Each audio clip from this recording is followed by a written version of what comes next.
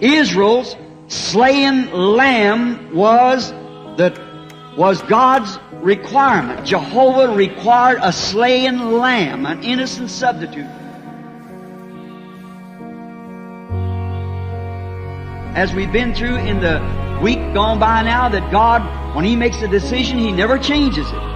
And He made a way, His first thing that He did when man had fallen, He had to make a way for him back if you ever wanted to redeem him, and He made a decision that He saved man by the blood of an innocent one.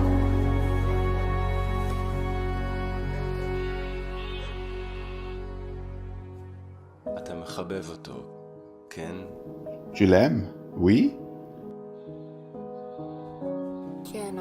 Oui, papa. Je le sais. Moi également. Fils, je ne voudrais pas que ceci lui arrive, moi non plus. Mais il doit y avoir une expiation. Qu'a-t-il fait?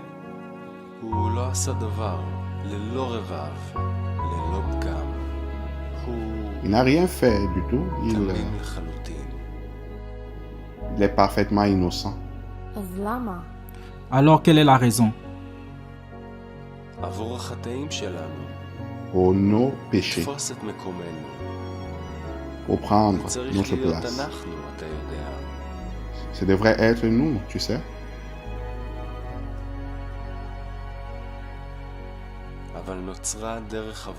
Mais il a été pourvu d'une voie.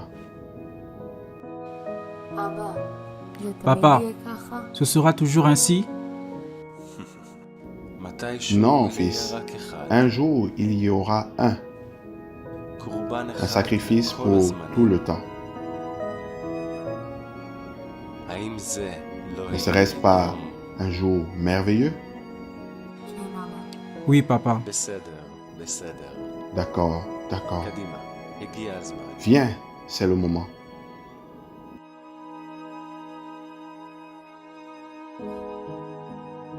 And God, by foreknowledge, when He loved His race so well, yet with the penalty, He caused the substitutionary death to take place in the Garden of Eden.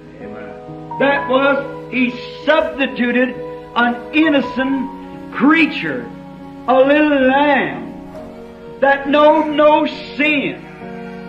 And it went for a substitute to work and to die in the stead of the guilty sinner.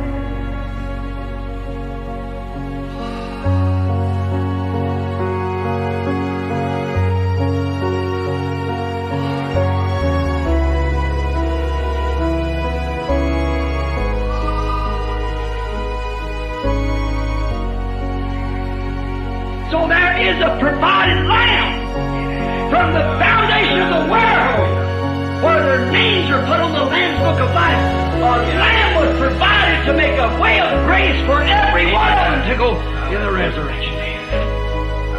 A provided lamb.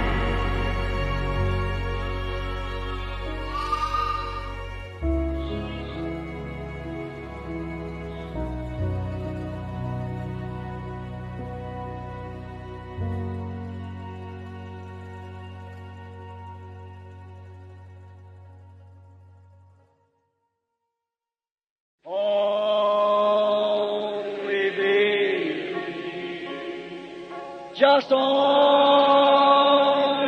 believe. All things are possible. Only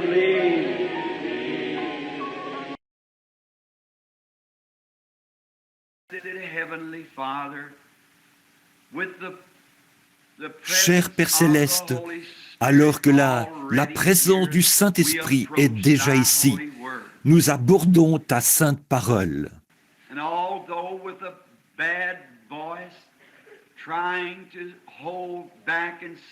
Et bien qu'avec la voix mal en point, essayons de me maîtriser et de parler aussi lentement et posément que possible, Je demande ta conduite divine et que l'onction du Saint-Esprit agisse parmi nous ce soir. Et puisse celui qui est omniprésent, puisse-t-il prendre la parole de Dieu et la donner à chaque cœur, selon le besoin que nous en avons. Puisse-t-il nous nourrir ce soir des bonnes choses de Dieu. Et ce soir, alors que nous parlons de la parole, puissent nos cœurs être plongés profondément dans le calvaire, là où Jésus a payé le prix entièrement suffisant qui était exigé par les grands jugements de Dieu depuis le Jardin d'Éden. Et aujourd'hui, puissions-nous nous rendre compte que nous sommes gratuitement justifiés par sa résurrection et par sa mort, son ensevelissement et sa résurrection. Et ce soir, nous ne sommes plus du monde, car nous avons été rachetés au prix du sang précieux du Fils de Dieu. Et puissions-nous, avec des cœurs reconnaissants, nous tourner vers toi ce soir, de toute notre pensée et de toute la force qu'il y a en nous, et te servir avec un cœur pur et sans mélange. Accorde ce soir, Père, s'il y en avait certains ici qui ne te connaissent pas par le pardon de leurs péchés ce soir, puissent-ils humblement venir à la croix et là confesser leurs péchés à Dieu, qui est juste pour les pardonner. Et puisse cette soirée être merveilleuse pour nous tous. Nous le demandons au nom de ton Fils, le Seigneur Jésus. Amen. Now we do realize that there is no one in the earth that is able. Maintenant, nous sommes conscients qu'il n'y a personne sur la terre qui soit suffisamment capable de prendre la parole de Dieu et de la révéler, parce que la parole est écrite par inspiration. C'est le Saint-Esprit qui est l'auteur de la parole.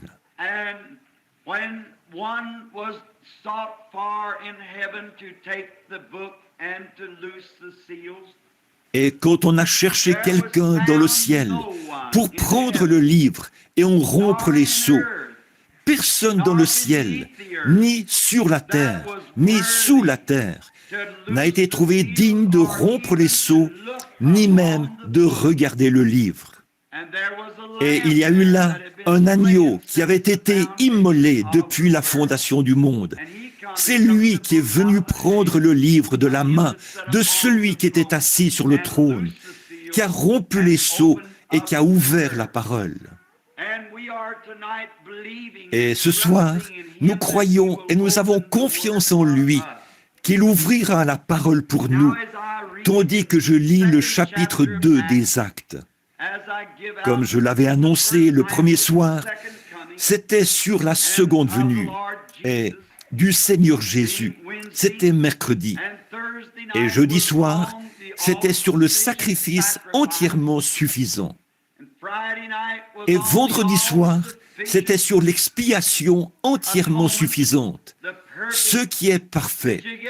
L'avez-vous saisi hier soir? Ce qui est parfait. Comme nous pouvons être tout à fait irréprochables et parfaits aux yeux de Dieu. Et ce soir, c'est sur la mise au tombeau. Et demain, sur la résurrection. Au fur et à mesure que les jours se succèdent. Or, ce soir, pour la lecture des Écritures, j'ai choisi un passage dans le livre des Actes, au chapitre 2, les versets 25, 26 et 27 inclus. Et il y est dit ceci, c'est Pierre qui parle. David, car David a dit de lui, « Je voyais constamment le Seigneur devant moi, parce qu'il est à ma droite, afin que je ne sois point ébranlé. Aussi mon cœur est dans la joie, et ma langue dans l'allégresse, et même ma chair reposera avec espérance.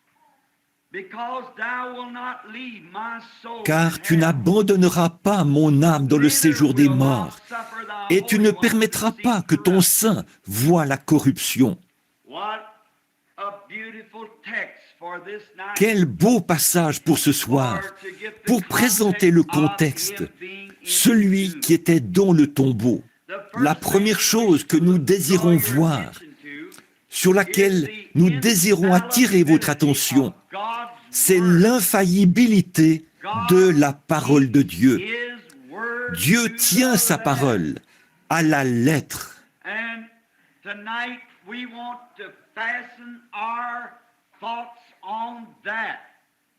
Et ce soir, nous voulons fixer nos pensées là-dessus, que Dieu tient sa parole. Nous pouvons être certains que tout ce que Dieu a dit dans sa parole, c'est la vérité. Et la foi ne repose pas sur les sables mouvants des conceptions humaines ou de la théologie humaine, mais elle a son lieu de repos définitif sur le rocher immuable de la parole éternelle de Dieu. La parole, si Dieu l'a dit, cela reste pour toujours la vérité. Il ne peut jamais revenir là-dessus et dire « ce n'est pas ce que je voulais dire ». Moi, je peux dire des choses, et vous pouvez dire des choses. Et puis, il nous arrive souvent de revenir là-dessus, parce que nous avons dit ça à la lumière de nos connaissances et de nos capacités.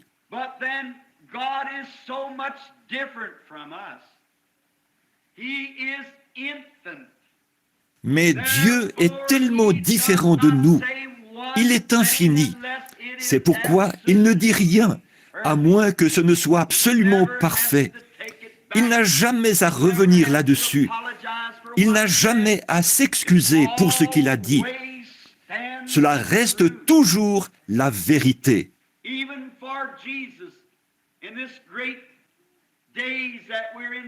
Même pour Jésus, en ces grands jours de fête où nous sommes, où Dieu a effectivement immolé son Fils pour les péchés du monde, c'était peut-être des milliers d'années avant même que le fondement soit posé. Dieu avait prononcé la parole, et c'est un produit fini au ciel. Dès que Dieu la prononce, c'est déjà fini.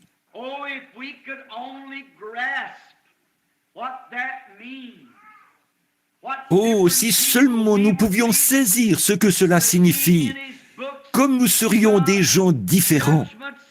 De voir dans ces livres les jugements qui sont décrits pour celui qui désobéit. Cela amènerait un homme à s'examiner heure après heure. Et le juste à se réjouir heure après heure en lisant les bénédictions que Dieu a promises à celui qui est fidèle.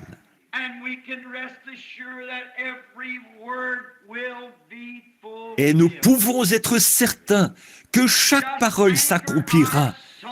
Ancrons simplement notre âme là-dessus. Ça a toujours été comme ça. Quand Dieu a parlé à Noé, il y a longtemps, à l'époque du monde antédiluvien, peut-être même avant qu'une Bible ait été écrite, ou que cette Bible, du moins, ait été écrite. Dieu a dit à Noé qu'une tempête allait venir et que les eaux allaient couvrir la terre. Et sans la moindre preuve que cela allait s'accomplir, tout présageant le contraire, Noé a agi avec crainte et il a construit l'arche, il l'a préparée. C'était pour se sauver lui-même ainsi que sa famille. Dieu ne l'a jamais abandonné parce que c'était sa parole. Cela devait s'accomplir au moment où Dieu avait dit que cela s'accomplirait.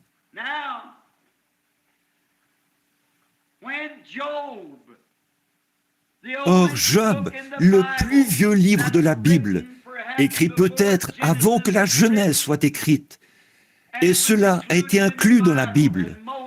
Et c'est Moïse qui a écrit la Genèse. Job, dans son livre, il s'est solennellement reposé sur la promesse que Dieu lui avait faite.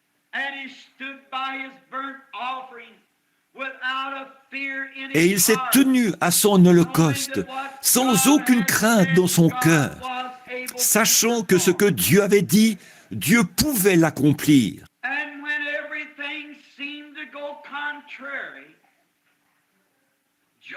Et quand tout semblait aller à l'encontre, Job est resté ferme, parce que la promesse de Dieu était ferme.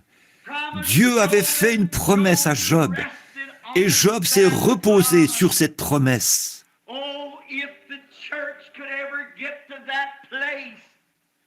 Oh, si l'Église pouvait jamais en arriver au point où elle pourrait solennellement se reposer sur la parole éternelle de Dieu, comme étant la vérité, quelle différence il y aurait, quelle correction il y aurait, quel émondage il y aurait, quelle joie il y aurait, quelle puissance il y aurait, si les hommes et les femmes prenaient Dieu au mot, croyant que ce qu'il a dit est la vérité. Peu importe de quoi ont l'air les circonstances, ça n'a rien à y voir. Dieu l'a dit, cela règle la question. Et Job, quand il est arrivé à l'heure de la plus grande épreuve de toute son expérience, alors que dans la présence de Dieu, il avait été trouvé juste, Dieu lui-même avait dit qu'il était parfait. Il n'y avait personne comme lui sur la terre. Et il a été donné à Satan le privilège de le tenter. Il a dit, je l'amènerai à te maudire en face. Et il a presque ôté la vie de Job. Et il l'aurait fait. Mais Dieu avait posé une limite en disant, tu peux lui faire n'importe quoi, mais ne lui ôte pas la vie.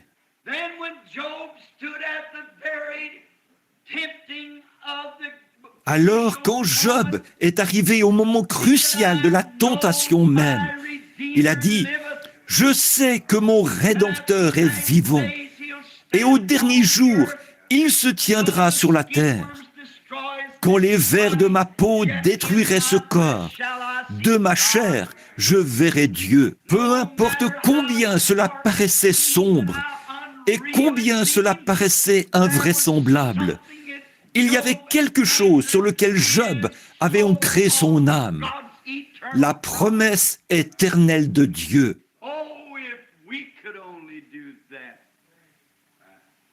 Oh, si seulement nous pouvions faire ça. Remarquez, il s'est reposé sur la promesse.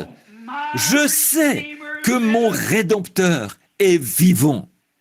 Et je veux vous faire remarquer, car je me propose de dire quelques mots là-dessus plus tard, que Job a précisé le lieu où il serait enterré. Et quand Job est mort, c'est là qu'il a été enterré. Il y a eu un autre homme du nom d'Abraham qui a pris Dieu au mot et il a cru Dieu. Et il a appelé les choses qui étaient contraires à la promesse que Dieu lui avait faite, comme si elles n'étaient pas. Il a pris Dieu au mot. Et quand les jours ont passé, les semaines et les mois, et même les années ont passé, cela n'a pas déconcerté Abraham du tout. La Bible dit, il ne douta point par incrédulité au sujet de la promesse de Dieu, mais il était fidèle, donnant gloire à Dieu.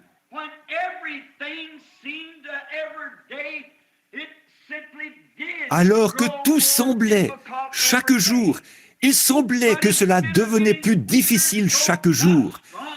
Plutôt que de devenir plus faible, Job devenait plus fort tous les jours. Oh, quelle assurance bénie nous avons quand il semble que des difficultés surviennent pour rendre impossible ce que Dieu a promis. Au lieu d'être effrayés, de retourner dans le monde, nous devrions nous tenir plus fermes que nous ne l'avons jamais été sur l'ainsi dit le Seigneur. Ça devrait régler la question quand Dieu dit quelque chose. Et Abraham a appelé les choses qui étaient comme si elles n'étaient pas, parce qu'elles étaient contraires à la parole. Et quand Abraham a perdu sa chérie, sa femme, Sarah, après de nombreuses années de vie commune, il a acheté une portion de terrain près de l'endroit où Job avait été enterré, et il y a enterré Sarah. Vous vous demandez pourquoi? Ils étaient des prophètes.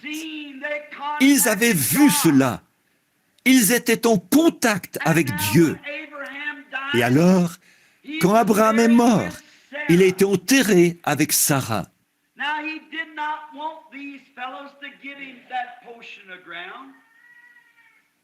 Or, il n'a pas voulu que ces gens lui cèdent cette portion de terrain. Il l'a acheté devant témoins. Quel beau type du baptême! Il l'a acheté devant témoins, a déclaré que c'était sa possession. Oh, c'est de cette manière qu'un véritable croyant devrait venir, non pas se glisser dans un coin, mais se tenir en présence de témoins. Je suis un témoin du Seigneur Jésus et du Saint-Esprit et de ses grandes œuvres. Et cela d'autant plus que nous voyons s'approcher ce jour mauvais. Ensuite, le fils d'Abraham, c'est-à-dire Isaac, la promesse devait lui être donnée. Et quand Isaac est mort, il est enterré avec Abraham. Et Isaac a engendré Jacob. Et quand Jacob est mort, loin en Égypte, mais remarquez, avant de mourir, il avait dit à Joseph, son fils, qui était prophète, « Viens ici, mon fils, et pose ta main sur ma hanche infirme. » En effet, souvenez-vous, il était devenu infirme parce que l'ange de l'Éternel avait touché sa hanche.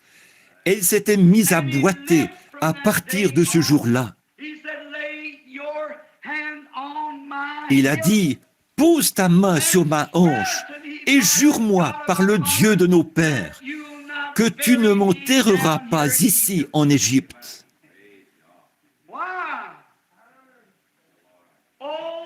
Pourquoi?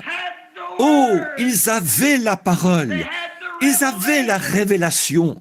Et puis-je m'arrêter là pour dire que l'Église du Dieu vivant est bâtie sur la révélation divine, pas sur la dénomination, l'organisation, ni sur des credos ou des doctrines, mais sur la vérité spirituelle révélée du Dieu vivant. Abel, dans le jardin d'Éden, avait cela quand l'Église a commencé. Comment a-t-il su qu'il devait amener un agneau? Pourquoi n'a-t-il pas apporté des fruits comme Caïn? Parce que cela lui avait été révélé. Jésus, en prenant la parole une fois, a dit, « Qui dit-on que je suis, moi, le Fils de l'homme » Les uns disent que tu es Moïse et Élie, et ainsi de suite. Il a dit, « Mais vous, qui dites-vous que je suis ?» Vous voyez, cela ne dépend pas de ce que quelqu'un d'autre pense. Il s'agit de ce que vous savez être la vérité. Vous, que dites-vous? Chacun de nous est confronté à cette question ce soir. Vous, que dites-vous? Et rapidement, Pierre a pris la parole, sans aucune hésitation. Il a dit, « Tu es le Christ, le Fils du Dieu vivant. » Comme Jésus qui connaissait les secrets de tous les cœurs, car il n'était nul autre que Jéhovah manifesté dans la chair. Il a dit, « Tu es heureux, Simon, fils de Jonas, car ce ne sont pas la chair et le sang qui t'ont révélé cela, mais c'est mon Père qui est dans le ciel. Et sur cette pierre, je bâtirai mon église, et les portes du séjour des morts ne prévaudront point contre elle. Et nous, quand nous en arrivons là, nous les luthériens, nous voulons marcher par la foi. Nous les méthodistes, nous voulons crier pour l'obtenir. Vous, les pentecôtistes, vous voulez parler en langue pour l'obtenir. Mais tout ça est à 10 millions de kilomètres de cela.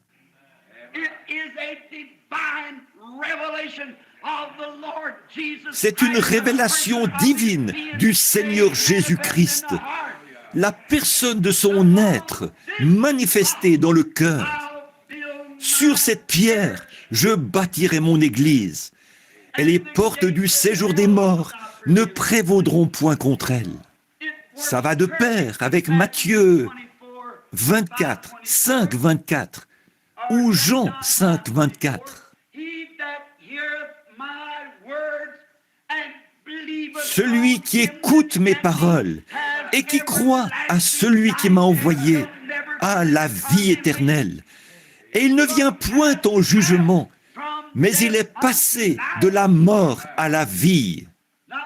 Ce n'est pas à cause d'un mouvement, d'une émotion que vous avez eue, mais c'est parce que vous avez eu le privilège que Christ vous soit révélé du ciel. Sur cette pierre, je bâtirai mon église.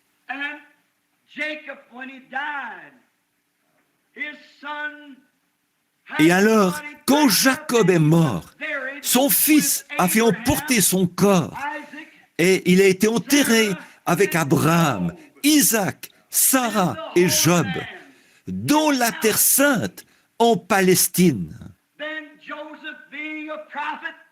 Ensuite, Joseph, qui était prophète, il avait prospéré en Égypte.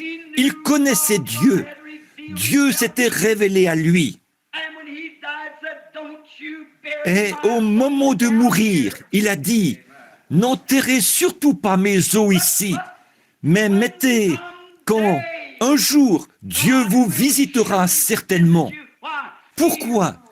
Il s'est solennellement reposé sur la parole que Dieu avait dite à Moïse.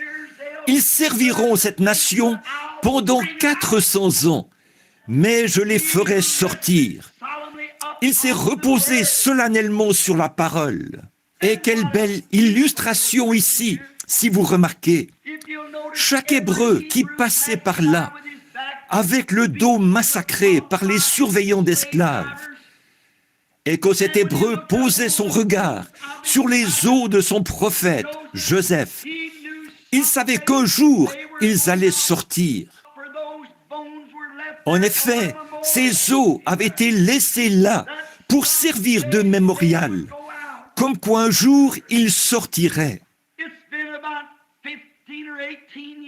Il y a environ 15 ou 18 ans, quand Billy Paul était un petit garçon d'à peine 5 ans, nous apportions une petite fleur pour la déposer sur la tombe de sa maman, un matin à l'aube, le jour de Pâques, juste quand le soleil se levait et qu'il commençait à percer, ou c'était juste avant l'aube, avant de se rendre au culte.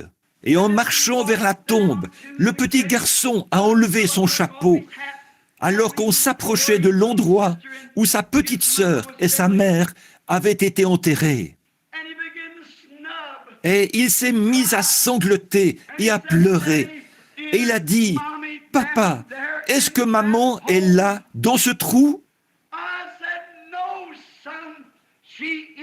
J'ai dit, « Non, mon garçon, elle n'est pas là, dans ce trou. Elle se porte 1 million de fois mieux que toi et moi. » Il a dit, « Est-ce que je reverrai maman ?» J'ai dit, « Par la grâce de Dieu, si tu le désires, tu pourras la revoir. » Il a dit, « Est-ce que son corps sortira un jour de cette tombe ?» J'ai dit, « Mon petit trésor, ferme les yeux et je vais te raconter une petite histoire. » Il y a plusieurs centaines d'années, ce matin, un tombeau a été laissé vide. J'ai dit, c'est un mémorial. Ceux qui dorment en Dieu Christ les ramènera avec lui quand il viendra. Sans l'ombre d'un doute, je me repose solennellement sur la promesse éternelle de Dieu. Comme Job autrefois, quand nous entendons les cendres retournent aux cendres et la poussière à la poussière, ça me rappelle Longfellow qui a dit « Ne me dites pas, en rythme mélancolique, que la vie n'est qu'un rêve creux, et que l'âme qui sommeille est morte, et que les choses ne sont pas ce qu'elles semblent être. » Il a dit « Oui, la vie est réelle, la vie est sérieuse, et la tombe n'est pas sa fin, car poussière tu es, à la poussière tu retournes, n'a pas été prononcé pour l'âme. » Ils appellent ça une théophanie, ce qui signifie que lorsque nous partons d'ici, nous allons quelque part ailleurs. Peu importe ce que c'est, je prends la parole de l'apôtre quand il a dit « Si cette tente ou cette demeure où nous habitons sur la terre est détruite, nous en avons déjà une autre qui attend pour passer de celle-ci à celle-là. » Abraham, Isaac, Jacob, Job, tous les prophètes, ils avaient bon espoir et croyaient qu'il y aurait une résurrection, que le Rédempteur allait venir. Ils avaient prophétisé à son sujet. Enoch avait prophétisé à son sujet. Il s'est solennellement reposé. Il a scellé son témoignage avec cela. Isaac, Jacob, Daniel, Jérémie, Ézéchiel, ils se sont solennellement reposés sur le fait que le Messie viendrait un jour. Ils sont morts et leurs âmes sont allées au paradis. Ils ne pouvaient pas aller dans la présence de Dieu parce que, nous avons vu ça hier soir, le sang des taureaux et des boucs ne pouvait pas pardonner les péchés. Il ne faisait que couvrir les péchés, ce qui annonçait le jour de la venue du sacrifice parfait. En effet, le sang de l'animal ne pouvait pas revenir sur l'adorateur, car dans ce cas, il n'aurait pas cessé d'offrir ce genre de sacrifice. Mais quand le Fils de Dieu est mort, la vie qui était en lui, c'était nul autre que Dieu, qui était revenu pour nous adopter dans la famille de Dieu. Et maintenant, nous sommes des enfants de Dieu, la vie qui vient de son sang. Maintenant, remarquez rapidement, alors que nous poursuivons.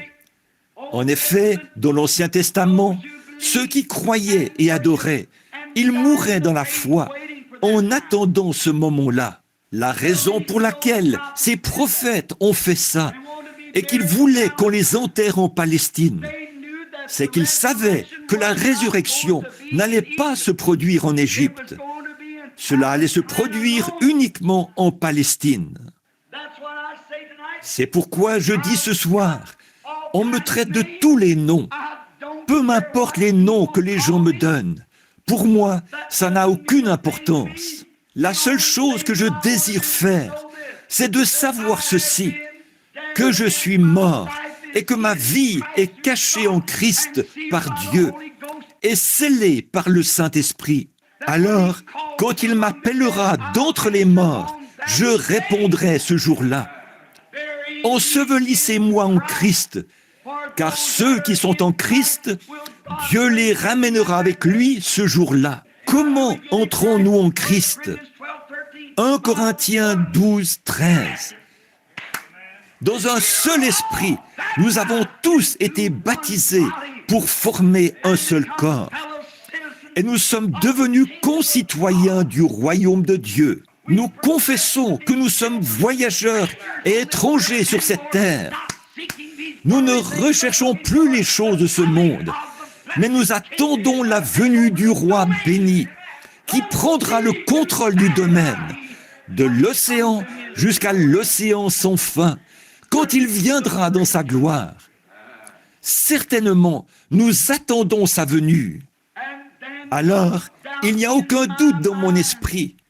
Ce que Jésus avait dans son esprit quand il était ici sur terre, c'était l'infaillibilité de la parole éternelle de Dieu. Car nous savons qu'en lui habitait la plénitude du corps de la divinité. La divinité entière était en lui. Il était à la fois Père, Fils et Saint-Esprit.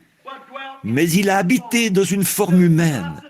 La théophanie de Dieu, la grande image de Dieu selon laquelle il avait créé l'homme, qu'il avait ensuite placé sur la terre. Il avait un corps. Dieu n'est pas sans corps. Dieu a un corps et il a une apparence humaine. Moïse l'a vu, les autres l'ont vu. Il a une apparence humaine. Ce n'est qu'un reflet, celui-ci, de ce que celui-là est. Et tout ce qu'il y a sur terre, la beauté, la douceur, la beauté de la terre, ce n'est absolument rien d'autre qu'un reflet de quelque chose de bien meilleur que cela, qui nous attend lorsque nous quitterons ce monde. En effet, tout ce qu'il y a sur terre n'est qu'un modèle de ce qu'il y a au ciel. Tout ce qui est bon, tout ce qui est juste, tout ce qui est beau, les arbres, les oiseaux, tout n'est qu'un modèle de ce qu'il y a au ciel. Notre propre vie n'est qu'un modèle. Ce n'est qu'une ombre. Ce n'est pas la vraie chose. C'est le côté du négatif.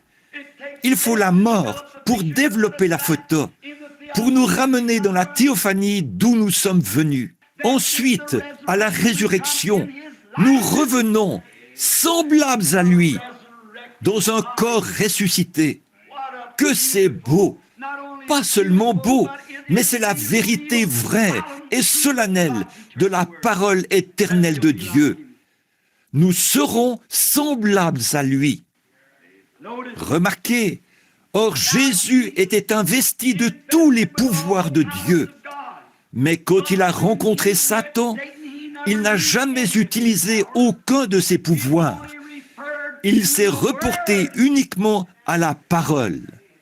Effectivement, il a dit, « Il est écrit, l'homme ne vivra pas de pain seulement, mais de toute parole qui sort de la bouche de Dieu. » Alors, comment pouvez-vous prétendre pouvoir rester chez vous et être un aussi bon chrétien que si vous veniez à l'église?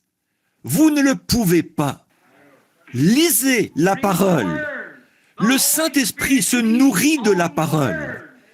La Bible est le régime alimentaire spirituel prescrit par Dieu pour son Église. Et le Saint-Esprit est celui qui vous apporte cela et le place dans votre cœur et vous arrosez cela avec des actions de grâce.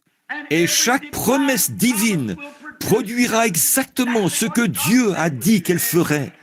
Il le faut. C'est sa parole et elle est la vie. Là, j'avais oublié que j'étais censé prendre une demi-heure. Il me faut beaucoup de temps pour en arriver à ce que je veux dire. Mais remarquez Jésus au cours de la dernière heure ou des 2 dernières heures de sa vie. Beaucoup de prophéties se sont accomplies. Quelqu'un m'a dit, « Frère Branham, il faut que ceci arrive et que cela arrive. » J'ai dit, ça pourrait arriver en 1 heure. Si vous lisez le psaume 22 et que vous observez l'heure de sa mort à la croix, j'oublie maintenant le nombre de prophéties remarquables qui se sont accomplies pendant les 2 ou 3 dernières heures de sa vie. Certainement, ils ont percé mes pieds et mes mains. Mon Dieu, pourquoi m'as-tu abandonné? Et ainsi de suite, comme David s'était écrié. Ensuite, une autre chose que je veux que vous remarquiez, la vérité, la partie infaillible de la parole de Dieu. La Bible dit, il garde tous ses os, aucun d'entre eux n'est brisé.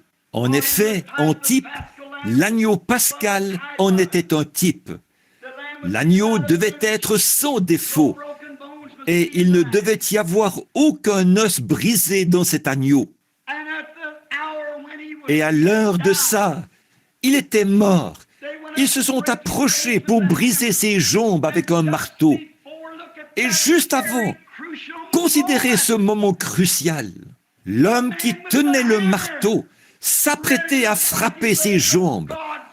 Mais la parole de Dieu avait dit, il n'y aura pas un seul os brisé dans son corps. Comment est-ce que ça va se passer? Nous sommes pressés. La parole de Dieu est éternelle. Si la parole de Dieu est si parfaite, ceux qui sont en Christ sont tout aussi sûrs de ressusciter qu'il existe une résurrection. Dieu est tenu d'exécuter sa parole, autant pour vous guérir que pour vous sauver. Car lui, c'est sa parole qu'il a promis. C'est la parole de Dieu, et nous n'avons aucun droit d'en retrancher quelque chose. Mais dites simplement, c'est la vérité. Croyez-la. Peu importe ce qui arrive, croyez-la quand même. C'est de cette façon-là que les autres ont dû la croire.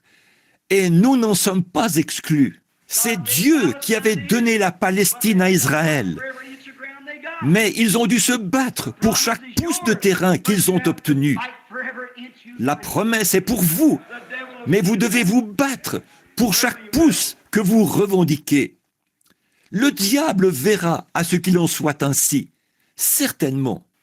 Mais remarquez, quand il s'apprêtait à briser les jambes de notre Seigneur Jésus, si ce marteau avait frappé sa jambe et l'avait rompue, Dieu aurait été dans l'erreur. Mais il n'y avait pas assez de démons dans tous ces lieux sombres de tourment pour permettre que ce marteau frappe ce précieux corps. En effet, David, 800 ans auparavant, avait dit « Aucun os de son corps ne sera brisé ». La parole de Dieu doit rester la vérité. Mais qu'ont-ils fait alors? Ils ont pris une lance et l'ont enfoncée dans son côté. Et du sang et de l'eau sont sortis pour accomplir ce que la Bible avait dit. Ils ont percé mes mains et mon côté. La parole s'était accomplie. Alors, pendant qu'il se mourait, oh, quelle heure redoutable! Je pense à ce chant, et sans exagérer, ça me fait très mal. Quand je pense à ce chant que le poète a écrit il y a bien des années, alors que les rochers se fondaient et que les cieux s'assombrissaient, mon Sauveur courba la tête et mourut. Le voile déchiré révéla le chemin vers les joies du ciel et le jour sans fin. Et lorsqu'il était suspendu là, il saignait et se mourait quand il a courbé la tête. Le soleil a eu tellement honte de lui-même de poser le regard sur les créatures mortelles que Dieu avait créées à son image, qu'il ait dû payer un prix comme celui-là pour les racheter. Le soleil a refusé de poser le regard sur la terre en cette heure-là. La lune était si embarrassée qu'elle s'est retirée de sa place. Et les étoiles ont tourné le dos à la terre. Voilà à quel point le péché est une chose horrible. Voilà comment Dieu a dû traiter cela. Et de voir ces sacrificateurs qui se moquaient alors que des crachats coulaient sur son visage. Un homme l'a frappé à la tête avec un roseau et lui a dit « Si tu es un prophète, dis-nous qui t'a frappé. » L'un d'eux lui a arraché la barbe du visage et l'a frappé au visage. Il voulait qu'il se défende. Il a dit « Si mon royaume était de ce monde, j'appellerais immédiatement mon père. Il m'enverrait 12 légions d'anges. » La scène aurait pu changer. Mais comment aurait-il pu le faire? Il ne pouvait tout simplement pas le faire, car c'étaient ses propres enfants qui réclamaient son sang à grands cris. Pourriez-vous vous imaginer un papa, un père, dont les propres enfants, dans les ténèbres, réclament le sang de leur propre père? Voilà pourquoi il n'a pas pu faire autrement que de mourir. S'il n'avait pas fait cela, ses enfants auraient été condamnés. Toutes les créatures auraient été condamnées. Mais il a dû mourir pour sauver son peuple. Et quand il l'a fait, quand il a courbé la tête, cette vieille terre a eu un frisson dans le dos. Elle a dû avoir un effondrement nerveux. En effet, la Bible dit que sur toute la terre, de la 6e à la 9e heure, il y eut des ténèbres sur toute la surface de la terre.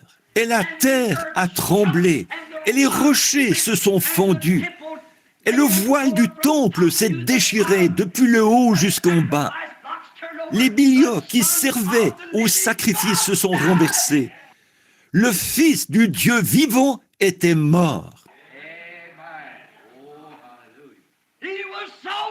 Il était tellement mort que le soleil l'a reconnu. Il était tellement mort que la lune l'a reconnu. Il était tellement mort que les étoiles l'ont reconnu. Il était tellement mort que la terre l'a reconnu. Il était tellement mort que les éléments l'ont reconnu. Les atmosphères l'ont reconnu. Tout devait prendre connaissance que c'était le Fils de Dieu. En effet, la parole de Dieu ne pouvait pas faillir. Il avait été promis depuis le jardin d'Éden, la postérité qui allait écraser la tête du serpent. Et là, qu'est-ce qui lui est arrivé? Où est-ce qu'il est allé quand il a quitté la croix et qu'il a été placé dans le tombeau de Joseph d'Arimathée? Il était si pauvre qu'il n'avait pas un lieu où il puisse reposer sa tête. Il était venu au monde dans une crèche. Il avait une mauvaise réputation d'être un enfant illégitime. On l'a ridiculisé, on s'est moqué de lui, on l'a méprisé sur la terre. On s'est moqué de lui et on l'a rejeté. Et quand il est mort, il était condamné à mourir de la peine capitale entre deux brigands. Et il n'y avait même pas un endroit où l'ensevelir. Et il était enseveli dans le tombeau de quelqu'un d'autre, le Dieu même du ciel qui était venu sur la terre. Et nous, parce que nous devons supporter quelques légères souffrances, nous croyons être quelqu'un. Tout ce qu'il a fait pour nous. Pensez-y, mon ami, examinez ça. Le soldat romain a dit, vraiment, c'est le Fils de Dieu. Le pécheur a dû le reconnaître. Judas a dit, j'ai trahi le sang innocent. Il a dû le reconnaître. Toute la terre l'a reconnu. Ensuite, où est-il allé? Quand un homme meurt, est-ce la fin? Non, monsieur. Il a dû mourir de cette façon-là, parce que la Bible de Dieu avait dit qu'il mourrait de cette façon. Et il avait confiance en la parole de Dieu. C'est pour ça que, de son vivant, il avait pu dire « Détruisez ce temple, et en 3 jours, je le relèverai. » En effet, David avait dit dans un passage, toujours dans la Bible, par inspiration, quand David, l'homme de Dieu, le prophète qui avait été oint par la parole, avait dit « Je ne permettrai pas que mon sein voie la corruption. » Et je n'abandonnerai pas son âme dans le séjour des morts. Jésus a dit, détruisez ce corps, et en 3 jours, je le relèverai. Il savait que la parole de Dieu ne pouvait pas faillir. Oh là là! S'il a pu se reposer solennellement là-dessus, en croyant que la parole de Dieu ne pouvait pas faillir, à combien plus forte raison pouvons-nous nous reposer tout aussi solennellement sur le fait que nous sommes nés de nouveau du Saint-Esprit, qui rend témoignage dans notre cœur maintenant même, qui nous fait savoir que notre Rédempteur est vivant et qu'il reviendra un jour. Soyez assurés que ceux qui sont en Christ, Dieu les ramènera avec lui. Maintenant, remarquez, il était là. Il savait que pas une seule cellule de ce corps ne serait corrompue. Au bout de 72 heures, la corruption s'installe. C'est pour ça qu'il n'y est pas resté les 3 jours. Il est mort le vendredi après-midi. Il est ressuscité le dimanche matin. Mais c'était dans cet intervalle de 3 jours.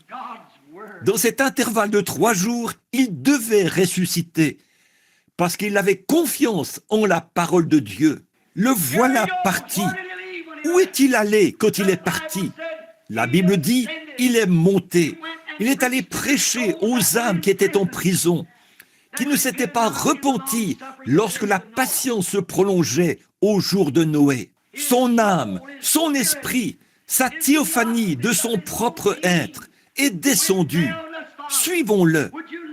Ce soir, aimeriez-vous le suivre pendant quelques minutes? Voyons où il est allé. Juste en dessous des régions des êtres mortels se trouve la dimension de la puissance démoniaque. En dessous de cela, juste au-dessus de cela, se trouvent les âmes des injustes. En dessous de cela se trouve le domaine même de Satan, l'enfer. Puis, juste au-dessus de nous se trouve le Saint-Esprit. Puis, sous l'autel se trouvent les âmes des justes. Ensuite, c'est Dieu lui-même. L'un va vers le bas, l'autre va vers le haut. Les 2 esprits sont ici sur la terre. Ils influencent les gens de cette terre. Et quand Jésus est mort, il est sorti et il est descendu là-bas. Je peux le voir ce vendredi après-midi, après sa mort. Il frappe à la porte des régions des perdus. Suivons-le un instant.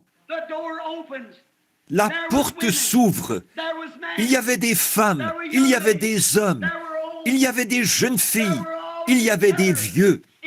Ils étaient tous ensemble dans ce lieu affreux qu'on appelle la prison des âmes perdues. Si j'avais du temps, j'aimerais vous en parler. Il se peut que ce soit juste une vision.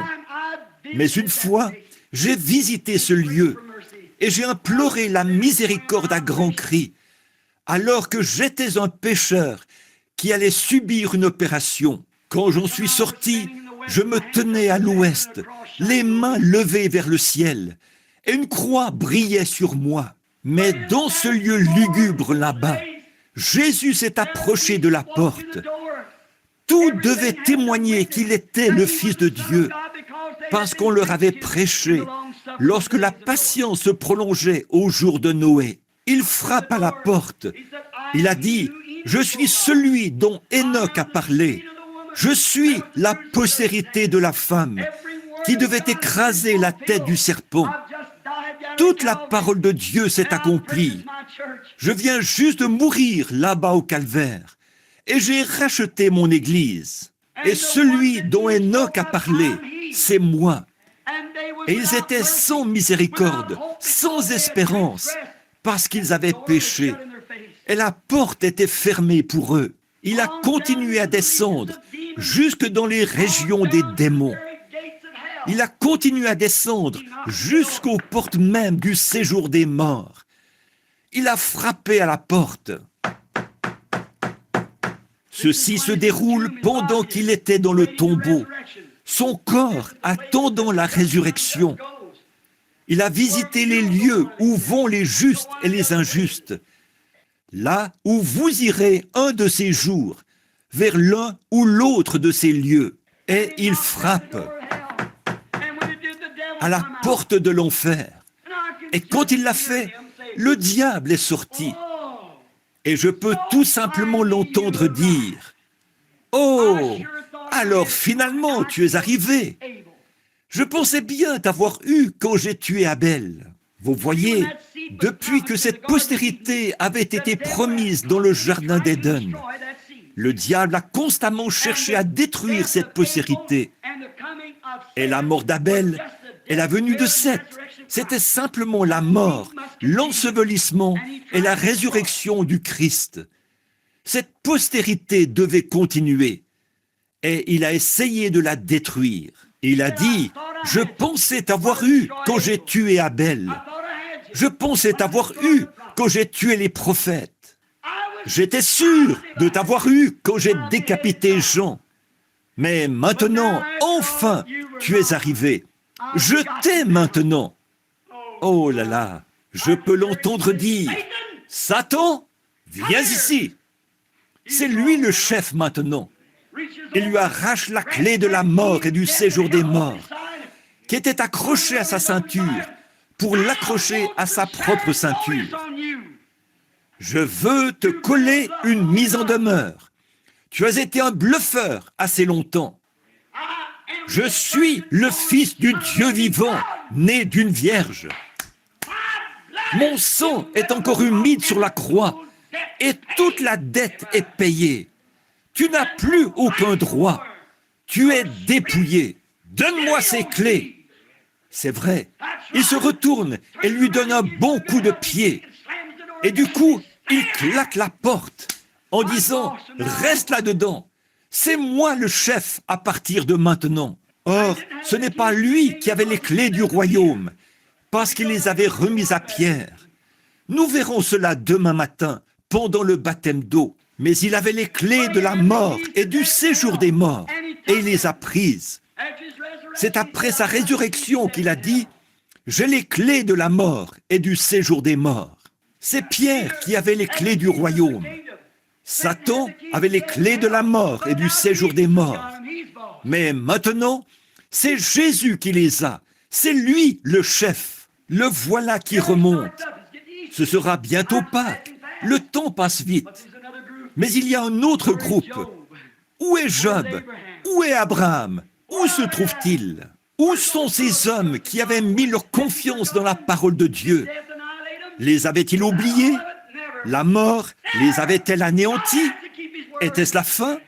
Absolument pas. Absolument pas. Dieu doit tenir sa parole. Je peux le voir. Jetons un petit coup d'œil au paradis et regardons là-bas. Et je vois Sarah et Abraham qui se promènent là. Et après un moment, on frappe à la porte.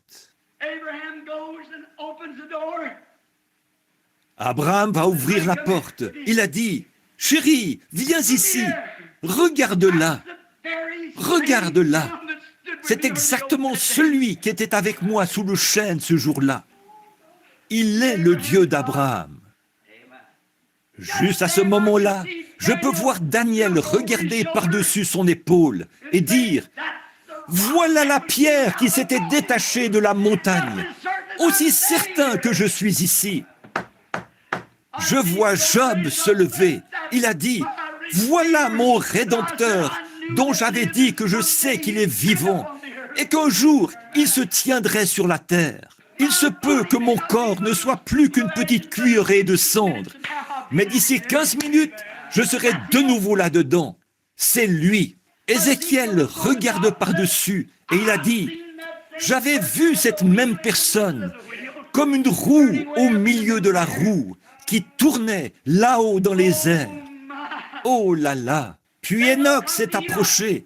Enoch a dit « Je l'avais vu venir avec 10 milliers de ses saints pour exercer le jugement. » Il y avait les saints de l'Ancien Testament qui attendaient, bien sûr, sous l'expiation du sang.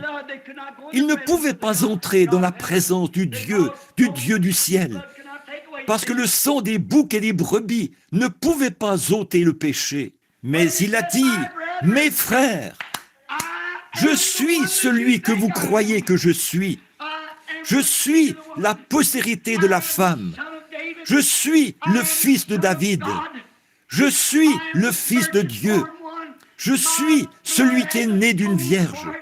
Mon sang a fait l'expiation pour cela. Vous avez attendu sous le sang des brebis et des boucs.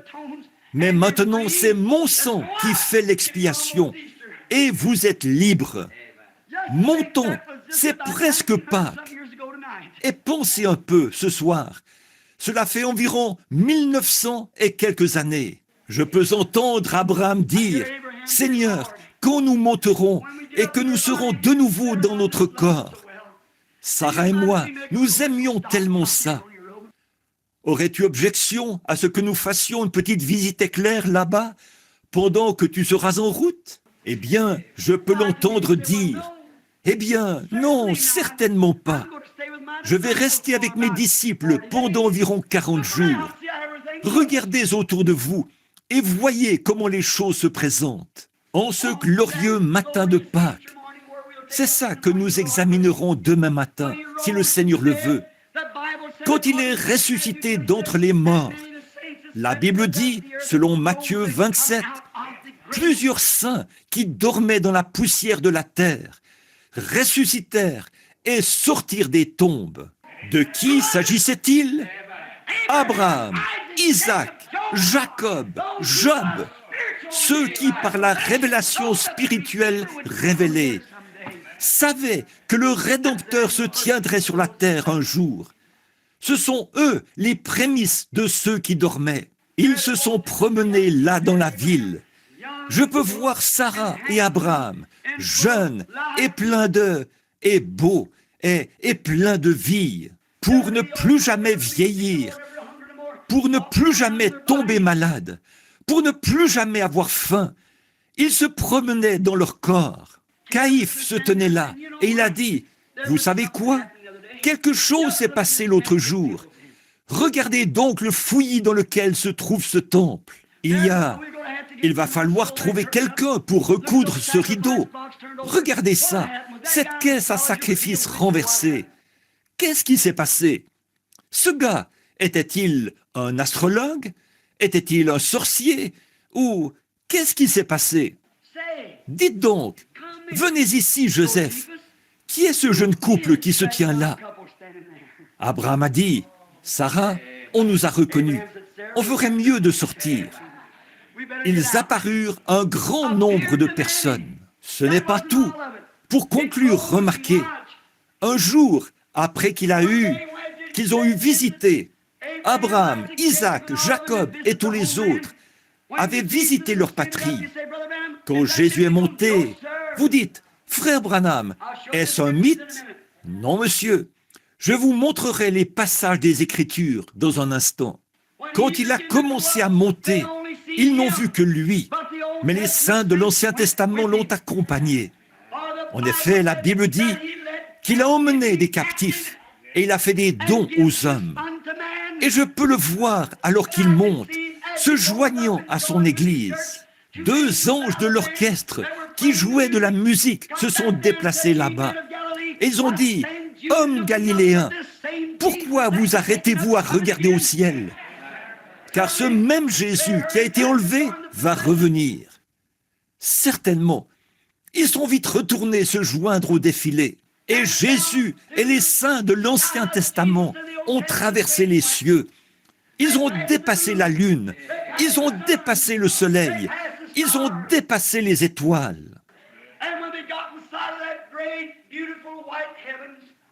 Et quand ils ont vu ces grands et beaux cieux blancs, les saints de l'Ancien Testament se sont écriés. Ils ont cité l'Écriture. « Élevez-vous, portes éternelles, élevez vos linteaux. Élevez-vous, portes éternelles, élevez vos linteaux. Que le roi de gloire fasse son entrée. » Tous les anges se sont rassemblés au-dessus des rampes du ciel. Et ils ont dit, « Qui est ce roi de gloire ?» Les saints de l'Ancien Testament ont dit, « L'Éternel des armées, puissant dans les combats. Il a été vainqueur. » L'ange a appuyé sur le gros bouton et les portes de perles se sont ouvertes. Le grand et puissant vainqueur a traversé la ville de Jérusalem, amenant avec lui les saints de l'Ancien Testament. Les orchestres angéliques jouaient, alors que les anges poussaient des cris. C'était lui, le puissant vainqueur. Il avait les clés de la mort et du séjour des morts, accrochées à sa ceinture. Il a continué sa route, dépassé les palais de la gloire, jusqu'à ce qu'il arrive au trône. Et il a dit, « Père, les voici. Ils ont cru par la foi en ta parole que j'allais venir un jour. J'ai vaincu à la fois la mort et le séjour des morts. » De quoi s'agissait-il, mon frère? Il avait des cicatrices à la main pour montrer qu'il avait été dans la bataille. Gloire à Dieu au plus haut des cieux. C'est lui, ce puissant vainqueur. Les voici, Père, Abraham, Isaac et Jacob. Je peux l'entendre dire, mon fils, monte ici à côté de moi et assieds-toi, jusqu'à ce que je fasse de chaque ennemi ton marchepied. Mon frère, un jour il reviendra. Et quel jour ce sera? Quand il était dans le tombeau, il n'était pas inactif. On s'imagine qu'il était simplement étendu là, mort. Mais il était en bas, toujours en train de conquérir. Il est descendu et il a ôté les clés à Satan. Et ce soir, il a les clés de la mort et du séjour des morts. Il a dit, parce que moi je vis, vous vivrez aussi. Ce soir, je me demande, mon cher frère, ma sœur, si vous y avez réfléchi sincèrement, vous rendez-vous compte que vous vivez seulement parce qu'il vit? Avez-vous suffisamment apprécié tout cela pour vous abandonner et dire, « Oh Dieu, me voici un pécheur, aie pitié de moi ». Avez-vous jamais accepté ce sacrifice entièrement suffisant? Lui avez-vous déjà dit que vous l'aimiez? Est-ce que ça vous blesse quand vous agissez mal? Maintenant, si vous n'êtes jamais arrivé à cette expérience, à cette mise au tombeau, là, notre temps s'écoule rapidement. Je me sens vraiment bien, mais je me demande si vous n'avez jamais reçu Christ comme votre sauveur personnel. Je me demande si vous voudriez le faire, alors que nous courbons la tête pendant un instant pour un mot de prière. Joue ce cantique, alors que les rochers se fondaient, s'il te plaît, sœur Gertie, si tu l'as. Très bien, ce que tu voudras. Alors que vous avez la tête inclinée, je vais vous poser une question très sincère. Souvenez-vous, mes amis, pécheurs ou saints, que votre existence ne s'arrête pas quand on vous enterre. Votre âme est quelque part. Or, Jésus a visité les deux endroits selon les Écritures. Où vous trouverait-il si vous partiez ce soir? La porte de la miséricorde se fermerait-elle pour vous parce que vous avez rejeté cela? Souvenez-vous, non seulement il est sauveur, il est aussi juge. C'est vous le juge maintenant. Comment le jugez-vous? Laissez-le être votre sauveur maintenant. Une petite histoire me vient à l'esprit. Il y a quelque temps, un petit garçon était à bord d'un chariot. Un coup de feu avait été tiré plus loin dans la rue et les chevaux s'étaient emballés et ils se dirigeaient vers une falaise. Un jeune cow-boy a couru et il a arrêté les chevaux juste avant que le chariot ne tombe du haut de cette falaise parce qu'il y avait un bébé à bord. Il a sauvé la vie du petit. Des années plus tard, il comparaissait au palais de justice. Ce même garçon avait commis un crime. Il avait pris le mauvais chemin. Il avait été reconnu coupable. Il s'était mis à boire, à jouer à des jeux d'argent.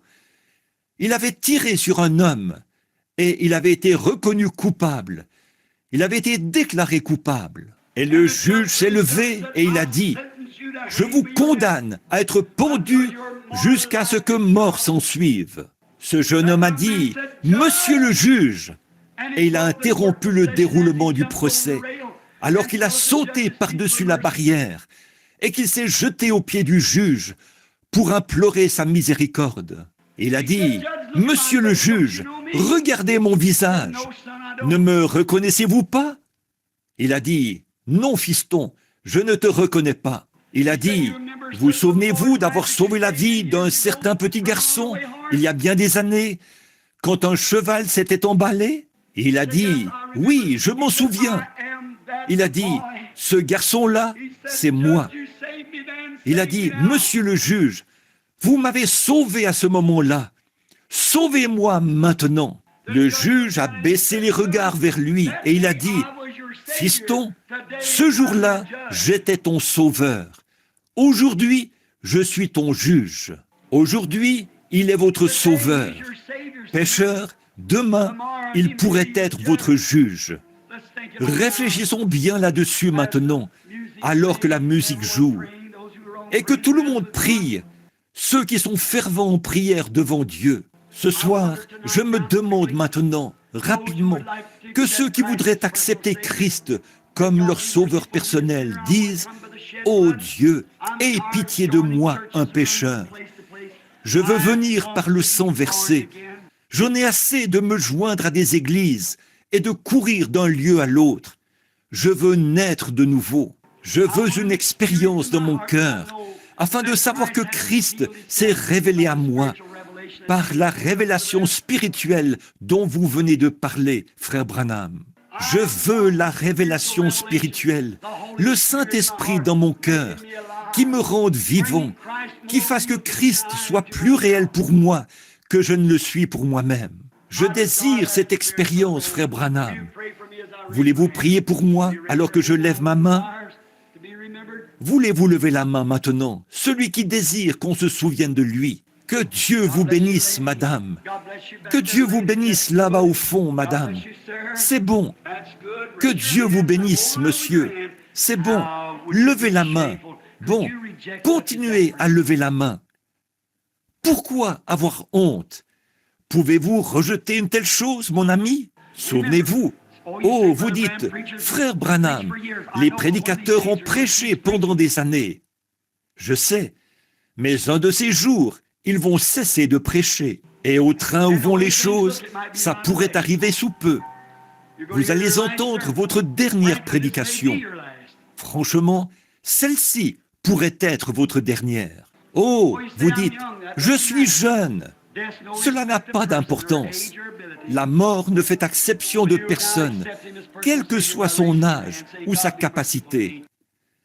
Voulez-vous l'accepter maintenant comme votre sauveur personnel, en levant la main en disant « Oh Dieu, aie pitié de moi ».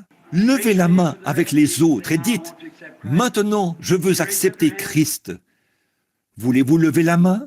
Que celui qui est rétrograde dise « Oh Dieu, aie pitié de moi ». Je veux revenir à Christ ce soir pour que demain puisse être une résurrection de nouveau pour moi. Voulez-vous lever la main? Levez la main, dites « Aie pitié de moi, je veux maintenant venir ». Allez-vous le faire? Levez la main, dites « J'ai été rétrograde, mais ce soir, que Dieu vous bénisse, madame, que Dieu vous bénisse, c'est bon. J'accepterai Christ comme mon sauveur personnel. Je l'accepterai ce soir. J'ai erré bien des années loin de Dieu, mais maintenant je rentre à la maison.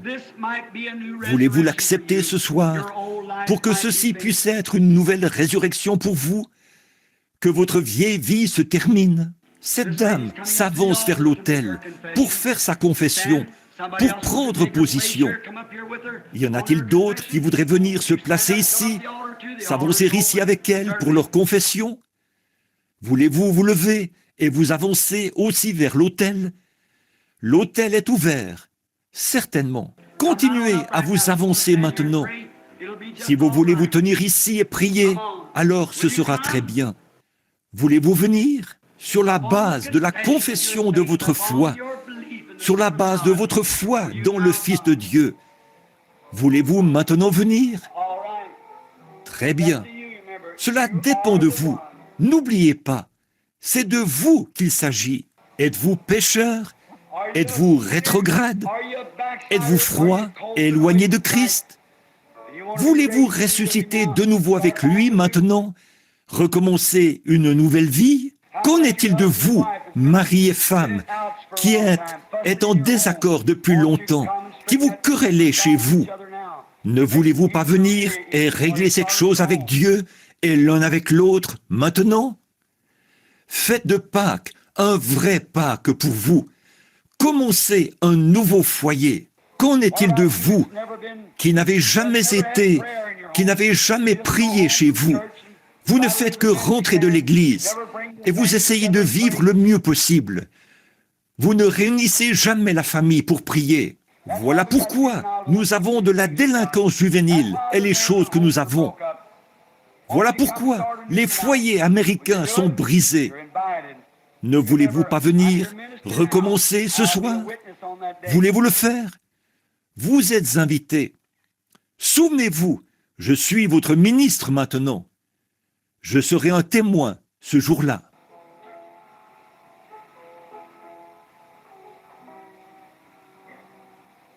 Alors que nous avons la tête inclinée maintenant pour la prière, notre cher Père Céleste, ce soir, nous te présentons cet auditoire dans l'atmosphère solennelle la plus sacrée et la plus solennelle que nous connaissons. Nous nous approchons humblement de ton trône et après le message de ce soir, après cette grande mise au tombeau, il n'est jamais resté silencieux. Son âme est allée directement dans ces régions pour achever l'œuvre de Dieu, ce qu'il était destiné à faire. Et demain matin, nous verrons où il est allé en traversant les lieux très hauts, en triomphant de tout à sa résurrection. Mais il est sorti le matin de Pâques pour notre justification. Et nous voyons qu'il a renvoyé le Saint-Esprit pour convaincre les hommes du péché. Et nous prions ce soir, Seigneur, que tu te souviennes de ceux qui ont levé la main devant toi. Puisse leur décision venir de leur cœur ce soir, qu'ils t'ont reçu et qu'ils te croient. Et puisse-t-il être scellé et mis à part par le sceau de la promesse ce soir, le Saint-Esprit. Accorde-le, Père, car nous te les confions avec le message de ce soir. Puissent ceux qui l'ont entendu en retirer une bénédiction. Seigneur, ceux qui l'emporteront chez eux, fais qu'ils pénètrent profondément dans leur cœur. Puissent-ils vivre de la parole de Dieu. Accorde-le, Père, car nous le demandons au nom de Christ. Amen.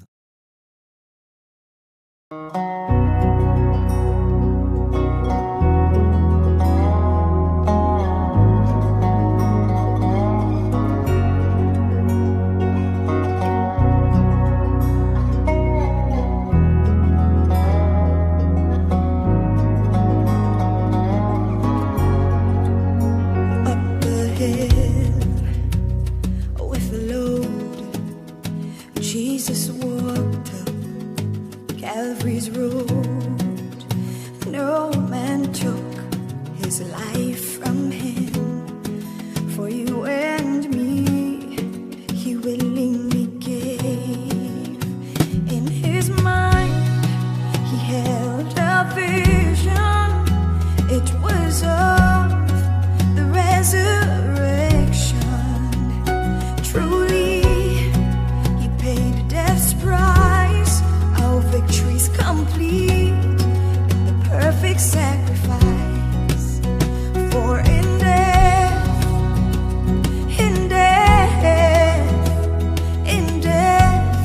this victory, self-sacrifice means freedom, and this is the way for me.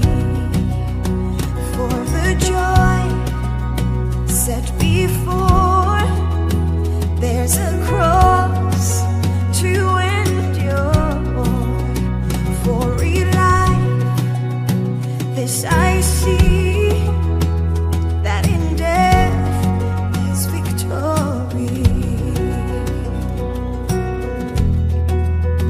Abraham held the promise, in Isaac shall thy seed be called. And he died to his own thinking when God told him, sacrifice his boy. Obedient unto death, he was faithful, knowing resurrection was in the end. This he said, the lad and I we'll go worship, and we'll come to you again. For we know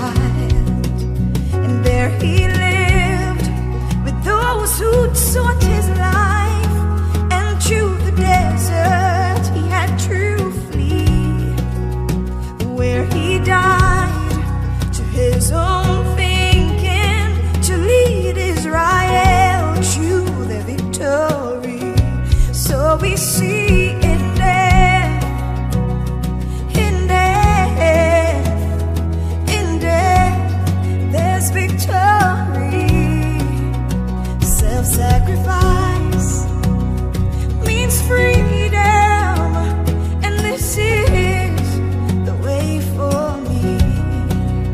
Samson prayed, let me die. His victory that day was more than in all his life. If I perish, I perish, but the king I'll see. I must go and set my people free. The 3 Hebrew boys walked in this flame. They did not bow down, and God delivered them to that decree. Daniel did not give in. Victory was on his knees. He came alive from the dead. In death, oh, in death, in death, there's victory. Self-sacrifice means freedom, and this is the way for me. Oh, for the joy set before, there's a cross we must endure. For real life, this I see, that in death there's victory. Tell me now, bride of Christ, we're not different, we must pay the price as we lift up our cross. Though we suffer and our lives are lost, yet we must die to ourselves and sin, truly become a burnt offering. But it's sure that in the end, that we rise again. For we see in death,